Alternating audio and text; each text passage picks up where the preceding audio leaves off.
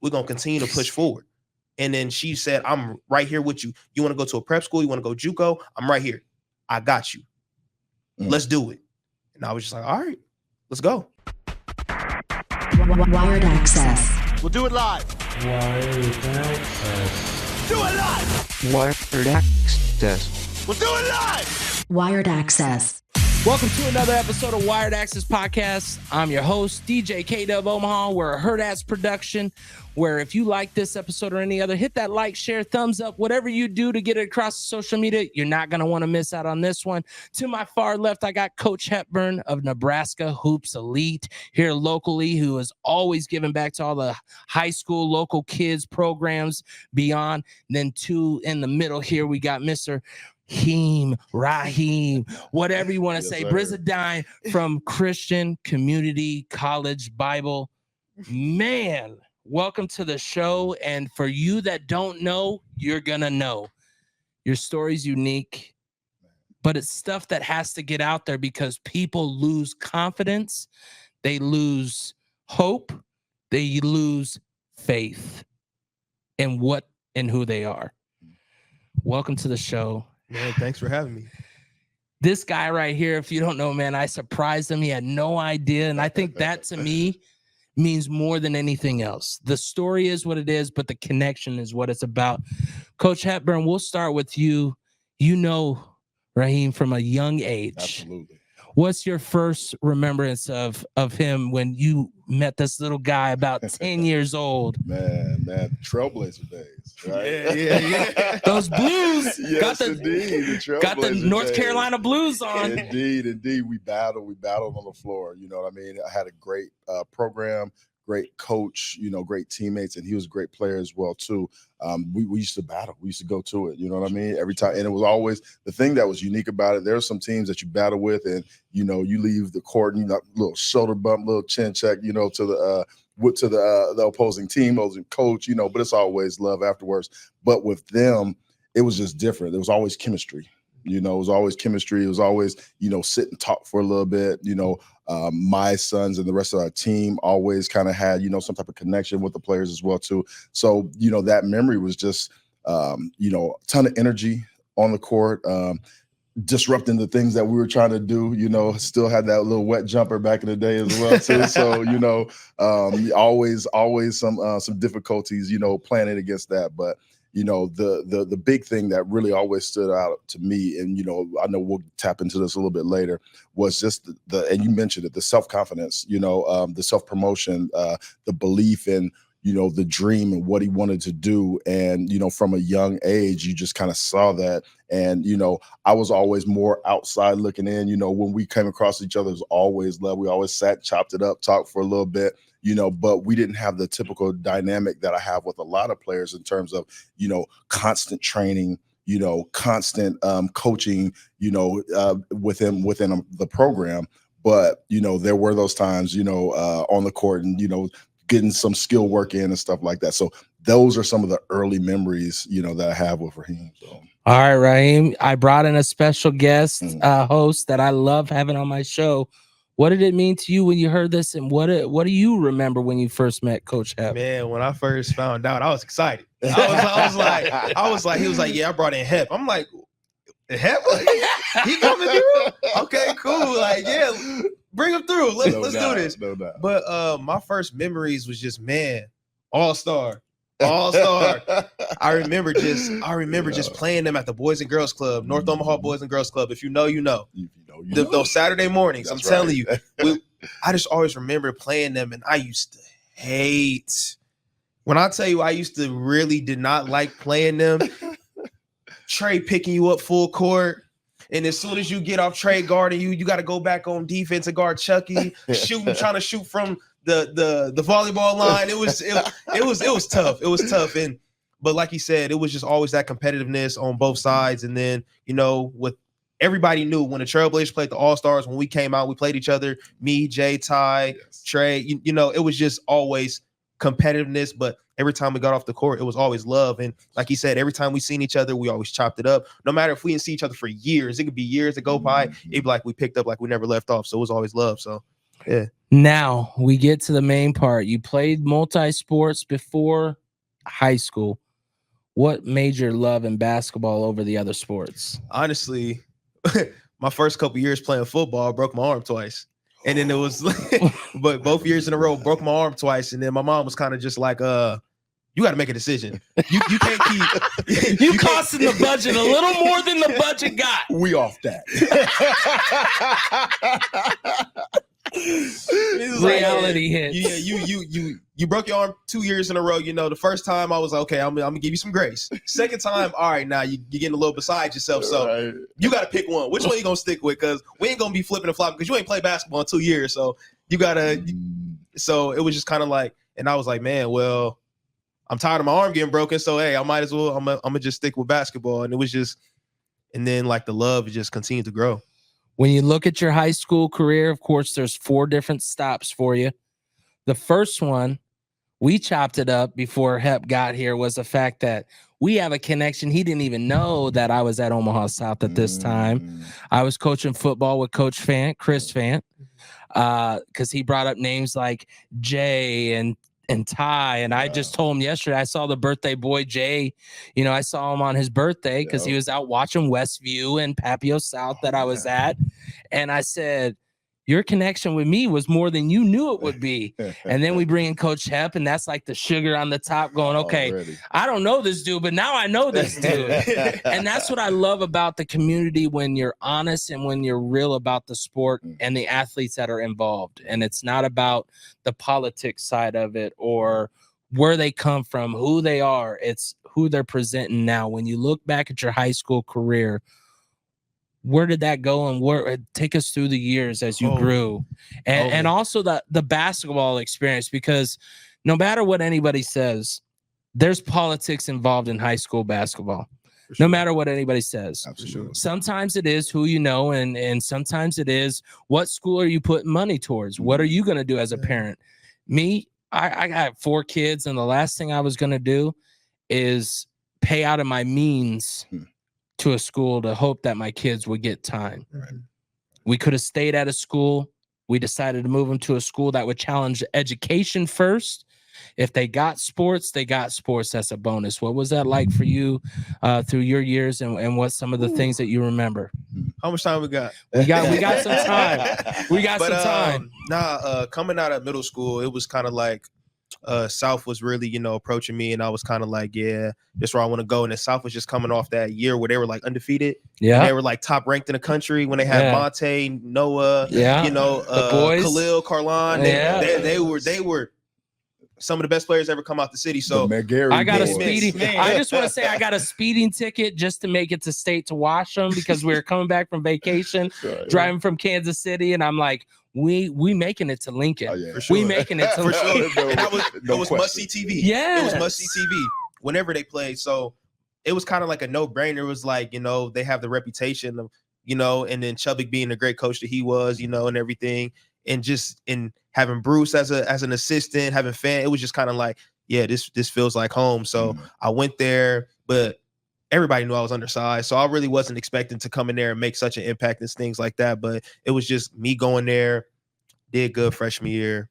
Freshman year was pretty good. Played freshman A, then got moved up to JV throughout the midway of the season, and then coaching staff changed, and then Fed left South and was like, you know what, I'm going to Benson. And then I was kind of like getting pulled from both ends, because I was kind of like, man, I do want to stay at South, but Coach Fant was the one that was really, he was coming over to my house. He was literally meeting with my parents. He was in, so it was kind of more of like a connection with us. So it was kind of like, okay, you know what? I'm gonna follow you. And then where our house was, it was right up the street from where we were living. You could see Benson from my house. So it was kind of like, you know what? I'm gonna take you up on this. So, and my brother graduated from Benson, my older brother, and it was kind of like, you know what? I'm gonna see what's up with Benson. I go to Benson. Now, I want to tell you, I went to South. I'm a graduate of South. Benson is not South. Okay? It's not South, but go ahead. I went to Benson, and it's no disrespect. No disrespect to the bunnies. No disrespect to the bunnies. Just please understand. It just wasn't it. It just wasn't me. Do you feel like it's because did you feel like you had your self identity by that time, or do you think you were still trying to discover? And there's multiple avenues you could have went at Benson. Honestly, I feel like I was kind of in the middle. I was really trying to discover. I was kind of like, you know what? I can play basketball, but it was still kind of a thing like that little man on my shoulder because I'm like, man, I'm still small. I don't know. I'm kind of like, I really want to pursue this, but I'm seeing everybody hit their growth spurts. People not the same height as me no more. They hitting 6'3", 6'4", 6'5" now. We sophomores now. They starting to, the body starting to fill out and they starting to get, you know what I'm saying, stronger and stuff like that. And I'm still like 5'5", 5'4", 150 pounds soaking wet. So I'm kind of like, I'm trying to really figure it out. And then I was just like, man, Benson not for me. It just wasn't for me. And then did you even make it to the basketball season before you decided that? It was kind of like preseason and stuff like that. And I was just like, man, this isn't it. This ain't for me. And that's where people don't understand. If you make that decision, then that season's gone. There's no coming back because you transfer. You can't play for a certain amount of time, all that stuff. Hepburn, you obviously know how kids go through this part of their part where they're undersized, younger age. I mean, you've dealt with my own son. I mean, now the dude's almost 6 foot, but when you saw him, he sure the heck wasn't 6 foot. Right. But of course, they lose the heart in competing because they're at that size. How do you try to help these kids? And how do you think when you saw Raheem kind of change in that aspect? Yeah. So, I mean, that really kind of hits home with me with my older son because Trey was the same. You guys were always kind of the same height, size, skill, level of ability and stuff as well, too. So it's difficult because you see the skill set, but then you see that, especially within the high school ranks, you see that a lot of coaches don't necessarily look towards those players of that caliber, or they overlook them more so than anything when there's still a lot of ability to give, whether it's IQ, whether it's, the tenacity, whether it's the leadership, shooting, all those things, are components, but they tend to get overlooked a lot of times for length. And you understand because the game is, kind of growing and it's, it's expanding to where high school coaches only have so much time. And that's another point. It's another fair point as well, too. I tell kids all the time that, it's not your high school coach's job to get you recruited or to get you to the point. It's your job to do that. It's his job to see it and then utilize it, because they really don't have that much time. So that's a gem right there. Man, if you ain't taking that nugget, I'm sorry about you. That's a fact. So you remember you're going through Benson. How was that talk with Fant? I think that would probably be one of the most impactful, hardest things. And that's what I love about this is my goal is to get people to understand that the hard times happen. Yeah. No matter how high of a point you could feel, this conversation right here, I could already tell went just as bad as it could go if you said, all right, I can't talk with Coach Hepburn. I got to go. You know what I'm saying? It hits. Yeah, if I'm being honest, there wasn't really a conversation. It was like a mutual, it was just like we both seen it. It was just gotcha. It's not working for me. It's not working for you. I just don't. And it wasn't really like a conversation that was had. It was just like, it just slowly just faded and things like that. And then it was kind of sad because it was just like, man, like a year ago, like me and you was really close. And then it just over through time and stuff like that. It was just like, things it kind of just fizzled away. Do you think that the difference is from an assistant to taking that head coach makes it harder on him to be able to be that person that he needed to be? Could have. And then coming into a program, like I said, no disrespect to Benson, but coming needs to a work. and he was looking to people to where they're going to make an immediate impact. Yes. Yeah. So he was and he just didn't feel that I was that player. He was like, I have other players. There was good players on that team. Keyshawn Henderson, Jalen Palmer. There were good players on that team. And he was just kind of just like, well, I just need somebody to make that immediate impact. And they already went to this, and I kind of transferred in there. I was kind of just trying to work my way in there. He was like, man, I need to make an impact. And he just didn't see me as one of those players. But it's no hate. It's just the name of the game and the name of the business. For sure. After Benson, what's the next stop? Man, so after I found that out, that was kind of like around late September. I was kind of like, man, I need to find somewhere. I need somewhere new. I was like, man, I really want to just get out get out of Omaha, like the Omaha area. I want to see what's out here. So my cousin's girlfriend, she was like, well, you ever thought about Bellevue? I was like, Bellevue? Like my cousins went to Bellevue West. My cousin Nico, Keely, shout out to y'all. Yeah, they Felici's. Okay. My first that's cousins. another connection. That's my first cousins. Yeah. So they were at Bellevue, but Bellevue never crossed my mind. I'm thinking like, what is like? Nobody goes to Bellevue. And then so that happened, and I was just like, well, Bellevue West. I'm like, man, this was my sophomore year. I'm like, man, they stacked. They just they got Chucky coming in. He started varsity. You know what I'm saying? He got the city. You know what I'm saying? After his year at Buffett, he had the city. You know what I'm saying? He had the city hype. So I'm just like, all right, okay. My cousin Nico's there. Okay. I'm like, man, their team is stacked. Dang, Jaw. I'm like, they got some. Man, I don't know. They're a state contender. So I'm like, they're a state contender this year. So I'm like, you know what? And they was like, what about Bellevue East? And I was like, Bellevue East? That, like, no disrespect to them either. I never heard of that school. I was kind of like, I heard of it, but it was never like, I never in known the it to me. limelight. No, it was kind of like a. That's why I keep doing what I do. I mean, we were at the Bellevue East versus Northwest. You know what their records were? Nothing. They hadn't had a win yet, and I'm okay with that. Yeah. The athletes don't always speak for the record, and it don't speak for who they are. That's true. Because there's, like I said, there's hoopers everywhere. So you could go to any game and you can find somebody be like, wait, that's a diamond in the rough right there. He's just not in the right position, or he doesn't have the right people behind him or around him to promote him to where he needs to go. So I get to, I'm like, okay, let me see what's up with Bellevue. So I hit up Coach Mustard at the time, hit him up, and I was like, yeah, I want to, you know what I'm saying? Like, how is it out there? I went on like a shadow there, and I liked it. I was like, but what really got me from Bellevue was the food. It was the food. It's not the same from OPS. I come from Omaha public school. It's not the same. Right. I'm used to the flat, nasty cheese pizza. I came to Bellevue East. You're getting French fries, shakes. They got a cookie, an ice cream machine you can get. They walking tacos. Yeah. They talk about people be catering to the school. I'm like, oh my goodness. Vending machines where they don't take my dollar. I'm like, oh my goodness.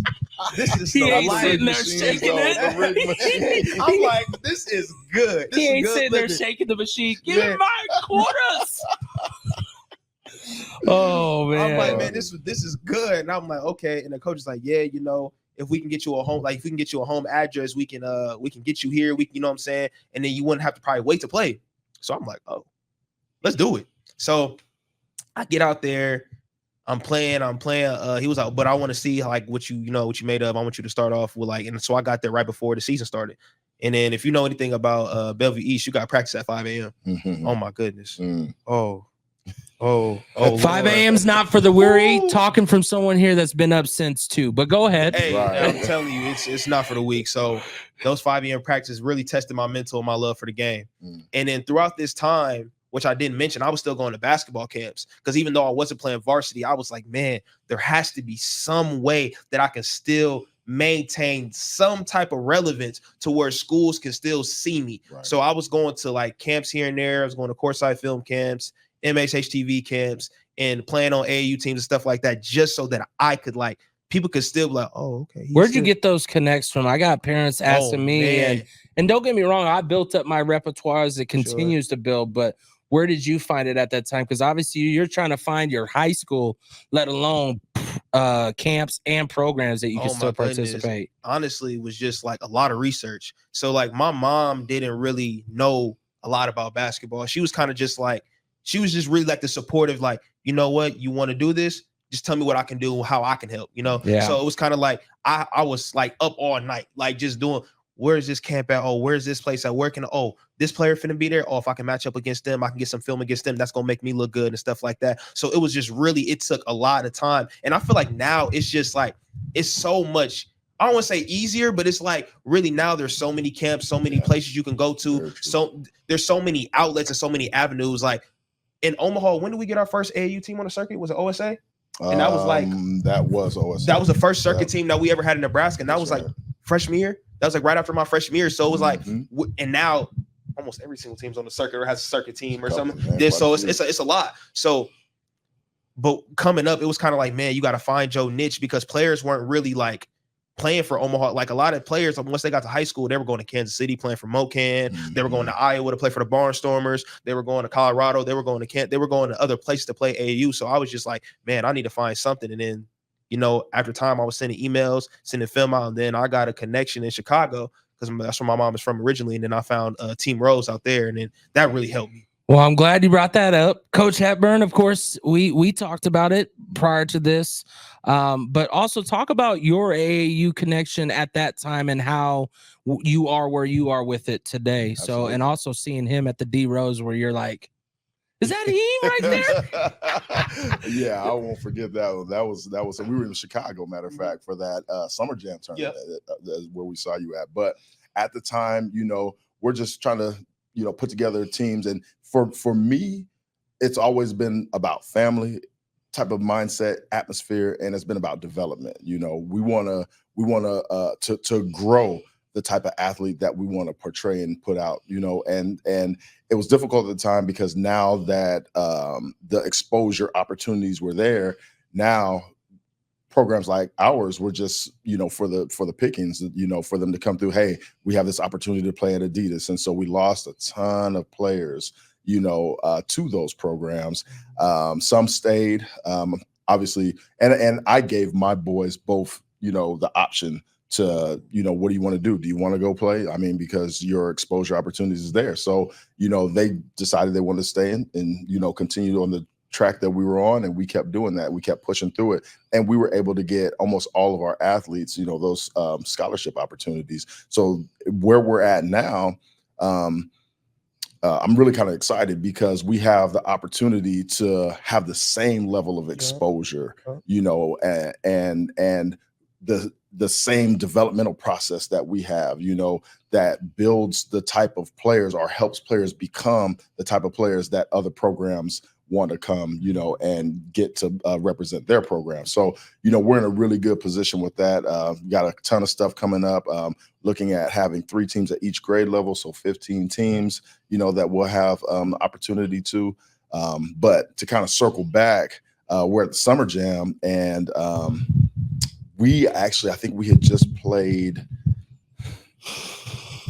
but it was a Chicago team. I can't remember, but hard battle. We lost, and we walked by, and Trey was like, "Hey, there's Raheem." And look, I was like, "What's he doing? Hold on, I don't think that." And I saw the uniform. I said, "How did this man get on this team?" Are you still like 5'5", 5'6" at this time? I was like, a little bit of a spurt at that I had a time. little bit of spurt. Yep. I was around gotcha. around that time. I had like hit like at least like 5'10". That's why. But Yeah, I was still like really wasn't too athletic. But I was like, but I started to finally get a little bit of size. yeah. So what was the Chicago experience? I mean, Oh man, you talk about a D Rose, and Oh, and I mean man. that's a limelight name right there. You're not talking about yeah. you know, just someone chopping it up and trying to make that money. Man, so playing on that team was just like, I really feel like that's where a lot of my mental toughness came from. Like after that, because like I was mentally tough before, but like being in Chicago took that a whole nother level. Like that whole summer of me being there in 2018 was just like, because I stayed there. I was there like for the whole summer. And then that was just like being there, going to practice, being around those guys. It was just like, man, like where they come from, like Omaha is tough for sure, coming from North Omaha, Nebraska, but Chicago's a whole different monster. Man. And then really them like being around them, seeing their area, seeing where they come from, and just like battling with them every day. It was kind of just like, man, like this, they're playing with their life depends on basketball. I was just gonna say, yes. I was just gonna say, you think it's rough here? You think it's rough where you're at? Man, come on. Go open your eyes. Facts. Go open your eyes. Go down Gary, Indiana. Tell me what their Facts. goals Come on are. now. Facts. Their And that goal- grind is infectious. That's what I'm saying. And you can't buy it. You Right. can't buy that grind. So you learn all that there. What's your next step as a junior? Where do you go? So my next step, I was like this. So I really wasn't. My mom moved, and she moved into Central's district, and then I was like, man, Central, Another powerhouse. A lot of upcoming kids and that I'm you already saying know. this, and I'm like, Central though.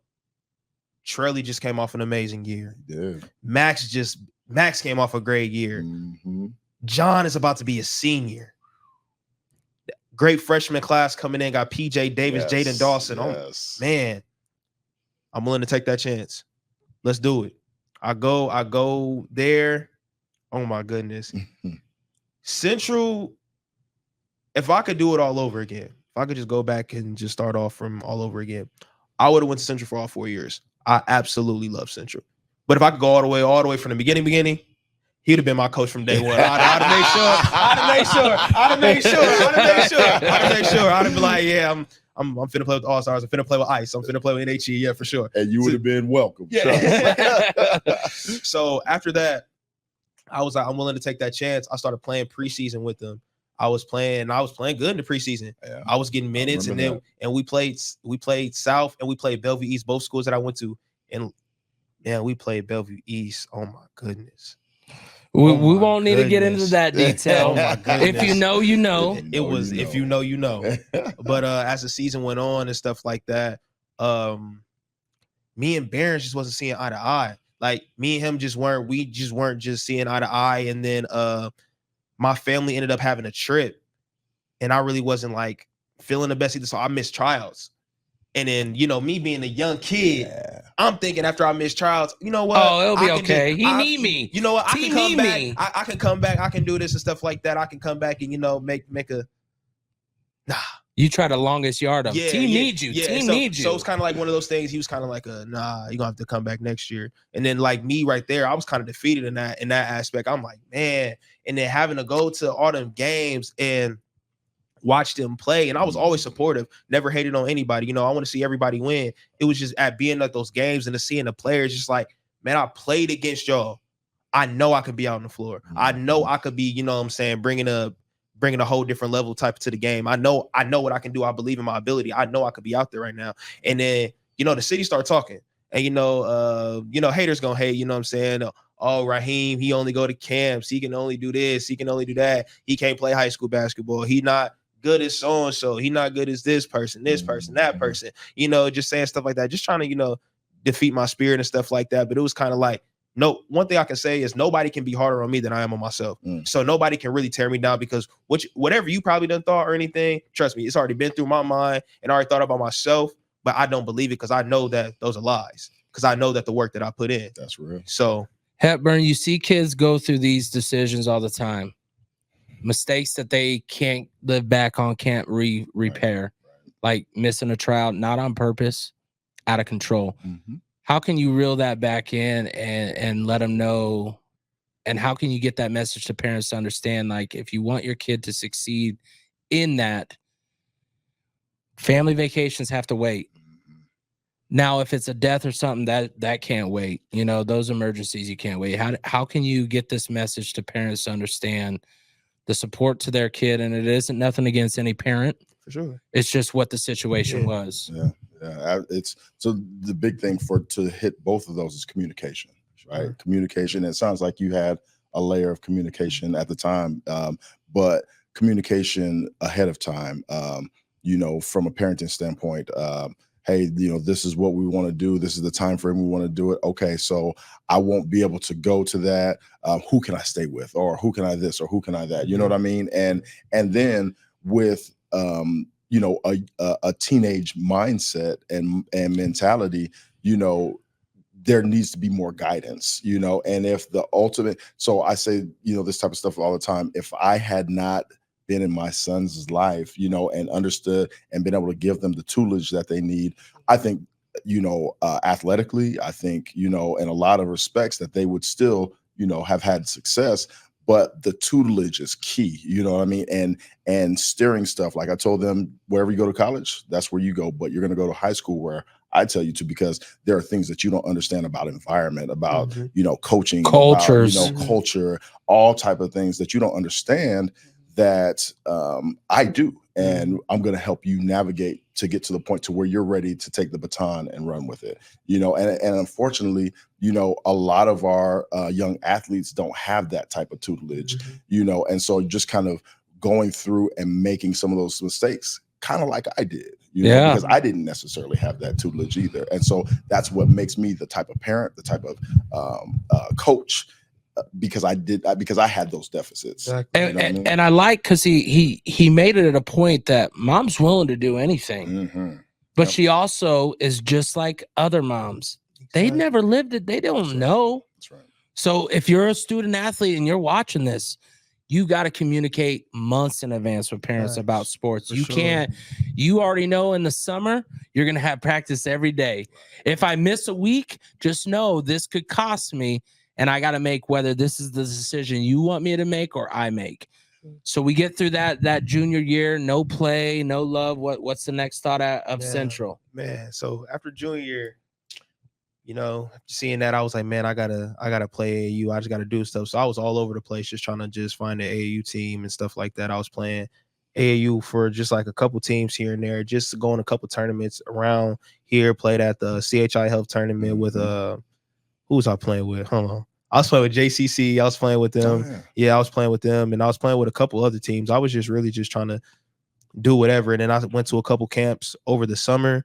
And then that's when a growth spurt hit that I like, you know, I got over 6 foot really. And then I started dunking like more consistently. Then I was like, okay, this is going to be a year. So my senior, I'm like, this is going to be a year. This is going to be a good year. So senior year go, you know, I'm playing preseason, but some just don't feel right. Cause like, it's just like. And you're still at Central? Yeah, I'm still at Central. So it's like, some just not right. Some just not right. And it's just like, when I was like I was more like I started to grow up more. So I was asking Barons, I'm like, hey, like, what can I do with this and this? And he was kind of giving me short answers. He wasn't really like trying to talk to me. And I was like asking him, oh, I would have to ask him when the workouts were. And but like other players were getting texts, like they were in a whole other group chat and all types. It was just like a lot of kind of shady stuff going on. And I was just kind of like, Coach, what can I do? And then like I remember one preseason game, he was like, you can come if you want to. And I was kind of like, come on, man, like. I'm trying to put it. I'm trying to show you that I'm trying to really change and be committed this year. And then so before tryouts started, all that happened, and I'm still like before tryouts happen and stuff like that. You have to get like a slip so you can try out. You have to have like a slip. You have to have everything. So I had my slip. I went to go turn in at tryouts, and he basically said something to me about because he was my administrator too. So yeah, I got you. So he basically told me that it was like. You can't try out. And I was just like, why? And he was like, he said, because he said I had a grade or something from the previous semester before, but I knew another player on that team who had the same grade in that class before that semester, but he was on the court trying out. So we exchanged some words and I basically left as an immature mindset. I like that you just said that because I was about to turn it and just go, when you look at it now, and you look at that factor of a grade level that wasn't where it needed to be. Was there anybody telling you what that rule was, or were they and you were just ignoring it? Honestly, I really didn't, but I did. It was kind of like one of those things where like it would be mentioned here and there, but it was kind of like, you know, like I'm gonna get it made up, or I'm gonna finish it, or I'm gonna do it. Like I said, immature teenage mindset, things like that, and then. Comparing myself to others like they already played on the team. I was like, well, I got the same grade in this class. And I'm like, oh, if you can do it, I can do it. You know what I'm saying? Type thing. And it's like, it's not, that's why I said where the politics come in. I'm not you. I can't expect to do what you do. You already played. Yeah. I'm trying to get there. Yeah. You know what I'm saying? Like that's what I don't have that leverage. I don't have that. So I can't do what you do. And I failed to realize that at the time. And that kind of messed me up and set me back. So yeah, just looking back on it and then having to watch a whole nother season. That's what really, like, if I'm being honest, like, all hoopers out there, that's what really, really killed me. I had to watch 2 seasons straight, no basketball, no play. And I had to watch players out there I grew up with on their senior years, on their senior night, hitting their 1,000 points. Like I said, no hate, but it was just seeing it. I'm just like, man, I envisioned that for myself. Yeah. Like when I was in the YMCA working, like I was doing all those things, like I envisioned that. And it was just tough. It was just like seeing that. It was just like, man, like, but you know what? I don't know what happened, but it just did something to me. And it just said, God had different plans. It was like, it wasn't over yet. It's not over yet. That's the thing that I want to see if you can pinpoint where that happened, because like, I always feel like for any of them, it doesn't have to end just because you didn't play at high school. And that's why your story is so important, is because people get lost in that sauce, man. And I mean, Hepburn, you see kids in and out of wanting, not wanting. Absolutely. But it's not based on skill. It's not based on ability. It's more based on the feelings that they get because of the experiences they have. Mhm. How do you feel rejuvenates that feeling in kids? And then we'll get back to you about what rejuvenated it for yourself. That's a great question. So that pain that he spoke on, it's either two things. It's either a anchor or it's fuel. And you get to make that decision on what you want and how you react and respond to it. And so that's the biggest thing. And for you at first probably started weighing you down, right? And then the thing is that you have to look and see beyond where your current pain is at, beyond where your current situation is at, and still see a path. And there absolutely is. And try to mentor kids and that all the time, that if you want something, you never let another person's decision dictate whether you have it or not. And that's exactly what this young man has been about his entire life that I've known him, and always continuing to try to push through it. So, well, and we're gonna get to his answer, but what's another thing that you told me about his self-advertisement, his self-find? Yes. What did that mean to you? I mean, because you got your son, you got two different episodes, right? Absolutely. They're their own book. Mm-hmm. You got one that the writing's there for Chucky, where it's always there. You got Trey, who's continuously finding his route. Absolutely. In and out basketball, with music, with whatever, and you're just sitting there watching them, but you're not trying to interrupt it, and make his writing different. What is it like when self-advocating for themselves as a young athlete means? Absolutely. Well, I mean, that's the ammunition is, your belief, your confidence. And if you can infuse those things into your spirit, and it helps propel you to wherever it is that you want to be at, right? So that belief in yourself, and not only just the belief in yourself, because that belief in yourself, especially at a young age, and I know that you can speak on this, the response that you get from your peers, right? It's a pulling down type of feeling, but you just have to shut it off and continue to grow, right? So it's that whole butterfly within the cocoon mindset that you have to go through. Clicker for you. What was it? What was the? So I'm gonna say this was when this happened. When Central made it to state, this is as soon as COVID hit. COVID hit, and Central made it to state, and they played South their first game. And I was watching everybody I grew up with play out there. Yeah. I was just saying, like, man, Jay, Ty, Jaden McGarry, those on both sides, and then you had Trelly, Max, like all, and I just seen it, and I was just like, man, I'm watching it because we had a watch party. Was like Central had a whole watch party for it, and I was just sitting there, and then they lost that game, and then I was just like, I'm not ready to be done yet. This ain't over yet, because people was telling me, oh, what are you about to do? What are you about to do? Like, you ain't hooping no more. Like, they just assumed I was done. And then them just assuming that I was done, like I gave up on myself, really was just like, wow, y'all think it's over? Nah. And then that's when I just pondered on it. I prayed on it, and I was kind of like, you know what? I'm going to reclass, and I'm going to go to a prep school. I'm going to find something. I'm going to JUCO or something like that. And then that's when I just went on Twitter, and I just started just sending emails, posting. I was like, man, nothing is going to stop me. People made jokes. People laughed. They thought it was funny, but it was like, Heem being Heem. Yeah, me being me, and I'll never apologize for it, because people always, you know what I'm saying, right. They just always thought that, like, man, that's just Heem being Heem. But it's like, at one point, y'all might not like it, or y'all might not, I didn't take the traditional, you know what I'm saying, path, but you're going to respect it. You know what I'm saying? You have no choice but to, because it's like, I'm here. Yeah. So going through that part, no basketball 2 years. What's mom's feeling on the other side? Man, mom, especially with all the money she puts out on AAU. Man, mom was just like, that's why I love my mom so much. My mom was just like, I know your ability. I see it, and I believe in you. And she's always told me ever since this day one, she said, whatever you decide to do, I'm going to support you 1,000%, no matter what. And I'm going to always be there for you. And she always told me that from day one. And seeing her faith never waver, and always seeing her believe, that's what I feel like attested to helping me never doubt really myself. Because it was like, she believe in me. She see it. And when you just see somebody that just consistently believes in you, and that's why I respect this man so much right here to my left, because he always put that forth in his children. He always believed in his kids. And he, like he said, he made sure that he made the right decisions for them so that they could be in the best position, so they could be catapulted in their future, so they could be successful. And my mom was the same way. She was like, you know what? Things didn't go as planned. We're not going to look at the past. We're not going to sit here. We're not going to, you know what I'm saying? We're not going to cry over spilled milk. We're going to continue to push forward. And then she said, I'm right here with you. You want to go to a prep school? You want to go JUCO? I'm right here. I got you. Let's do it.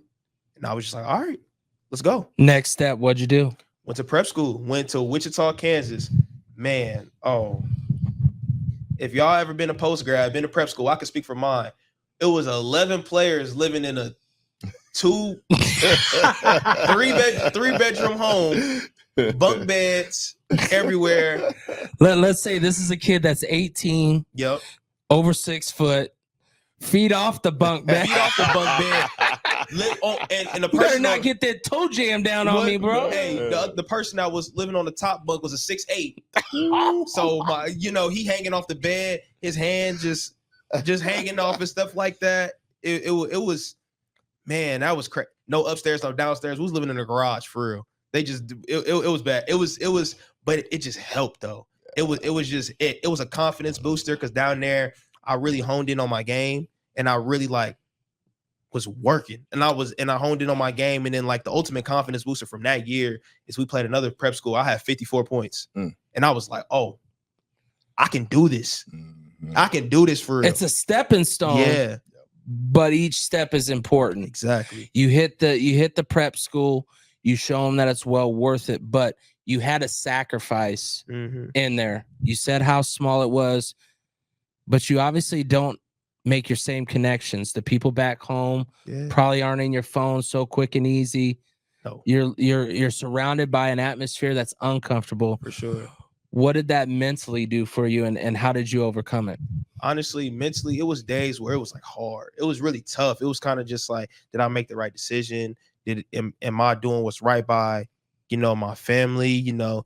Wondering what people think about me while I'm here. It was just man, am I doing what's right?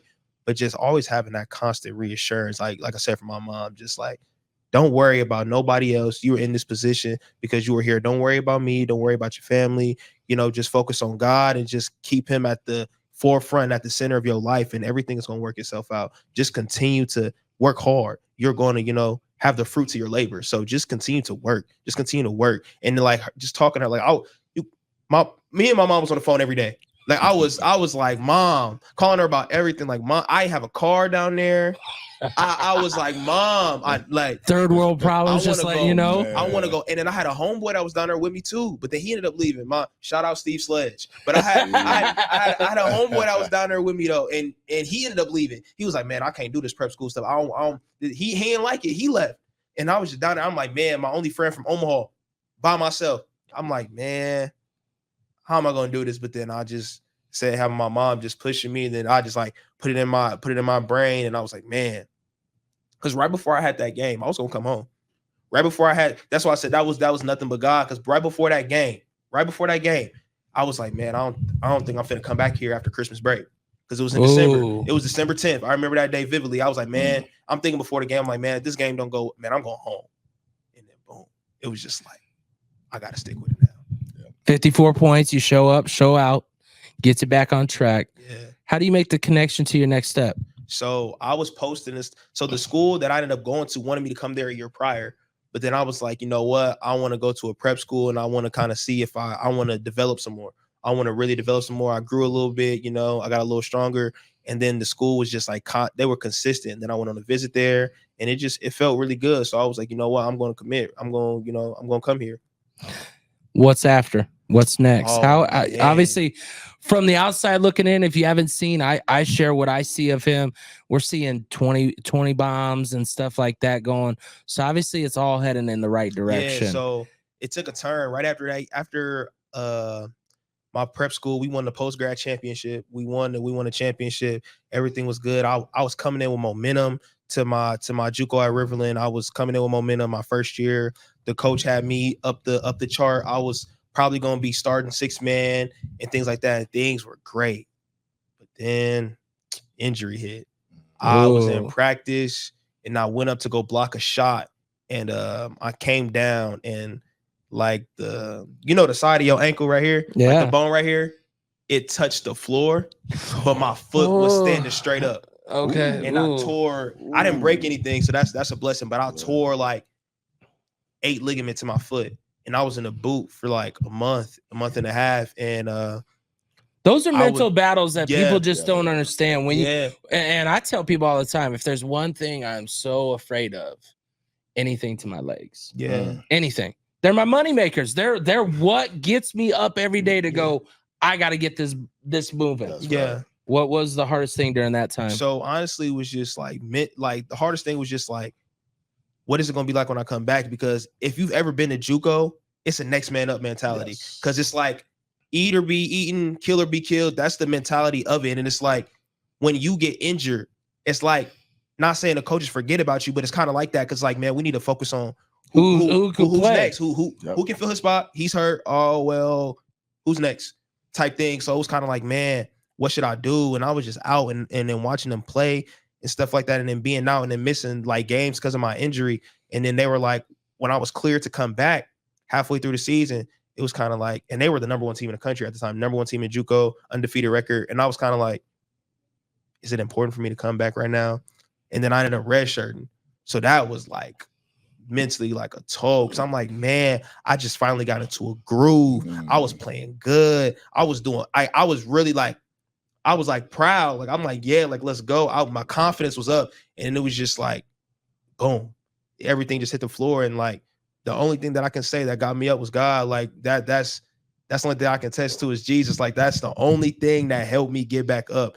And then that next season, I had to change my whole new position because I had to go from being a shooting guard to running point. And I've never ran point in my life. He know me from being a shooter. I was a shooter my whole life. I was a shooter my whole life. And then coming in to my second year at Riverland, he was like, I need you, you know what I'm saying? He needed me to be at the point.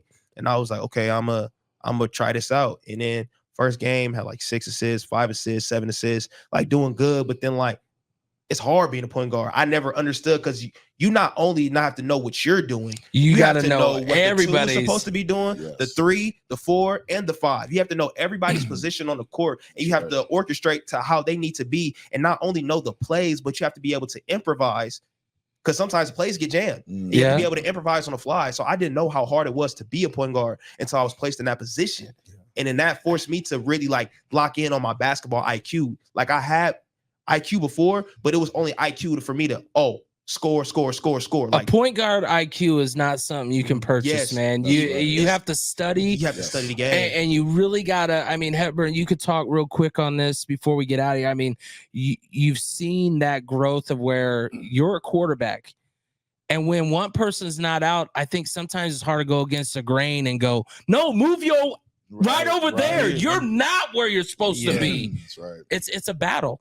You know, and it's a mental battle to go, can I do it and be I wouldn't say the dad of the group, but you got to be different. You have to mentality change that these are my people that I want in the right direction. That's right. That's right. Leadership is huge. Leadership, understanding information, you know, and then time. Those are probably the 3 biggest things that you need. And if you're working against any of those, like you're just kind of thrown into it and you're learning on the fly, it's a difficult process to go through because the handles that you thought that you had before, they're different now, right? The decision making on when to shoot, you want to get your shot off, you know, now you have to look for other things.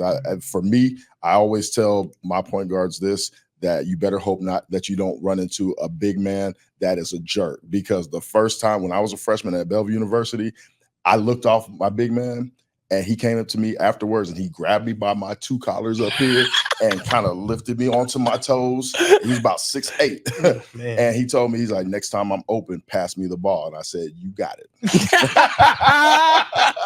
And guess what I did? He got it. boom, hit them all.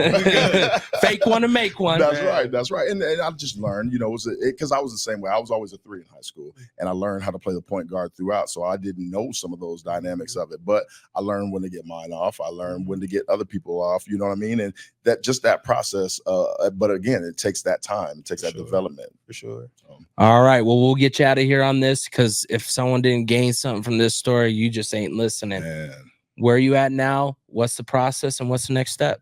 Man, so where I'm at right now, Central Christian College of the Bible, we just having a good season right now, playing good. You know, individual accolades are doing really good. They top scorer in the country. Like it's going really good for me. And all I can say is I'm truly blessed, honestly. And the next step, honestly, is just to play professional basketball, take it as far as that I can, because I know that God didn't bring me all through this for no reason. So I'm going to go as far as I can. And for any hooper, you could be 7 years old watching this, or you could be 17 years old watching this. Don't let nobody determine your future. If you working right now, if you in the gym and you know that you got the ability, don't matter what a coach say, a peer say, no matter what nobody says about you, go out there and hoop. Do what you got to do. Remember why you're here. Remember your purpose. Always. I don't even, I mean, that's almost like one of the official mic drops. Good thing these are like worth money, so we're not going to drop it. But Raheem, I appreciate your story. The connections just blow my mind. And if someone doesn't get something from this Wired Access podcast, part of Hurrdat Productions, I don't, you know, kids need this help. Yes. Kids need to hear the word that you're gonna be okay if you stick to what you know. Sure. And I appreciate, we're gonna continue to share your story and your what's going on. But thanks again for stopping in. Thanks for having me. And thank you guys for listening, because these stories are priceless. You don't always have to be a big name to make a big image and a big reason on the other side. But we'll see you next time.